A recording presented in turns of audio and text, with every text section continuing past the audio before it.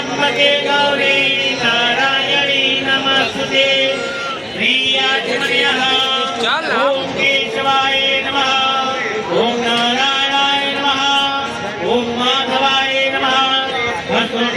ऋषिकेशाय गोविंदाय नमो नमः ओम पवित्रः पवित्रो सर्वावस्थान् घटोऽपि वा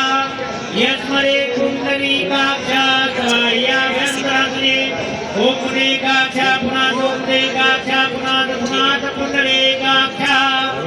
स्वस्ति मंगल तिलक करणं